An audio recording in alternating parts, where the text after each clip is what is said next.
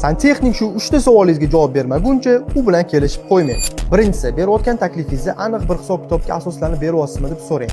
Agar u faqat tajribamga asoslandim deb javob beradigan bo'lsa, ishchi bu usta bilan kelishmaganingiz ma'qul. Sababi injenerlik tizimida har bir ish aniq hisob-kitobga asoslangan bo'lsa, tizim ham ekonomik, ham samarali bo'ladi. Ikkinchisi, uyga nima uskunalar bilan isitamiz deb so'rang. Radiator yoki to'plik yoki gibrid. Bilib qo'yingki, gibrid sistema faqatgina sizning foydangizga ishlaydi. Agar usta faqatgina radiator yoki faqat to'plik bilan uyingizni isitamiz deydigan bo'lsa, bu usta bilan ish kelishmaydi. Uchinchisi, отопление yoki vodoснабжение tizimini bitirganingizdan keyin hech qanday o'techka yo'qligini qanaqa qilib tekshiramiz deb so'rang.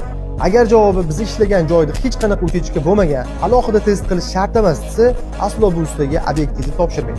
Sababi har bir tizim oxirida suv yoki havo bosimi bilan aprosovka qilinib, sinovdan o'tkazilishi shart. Bu videoni qurilish qilayotgan tanishingizga jo'natib qo'ying, adashib qolishmasin.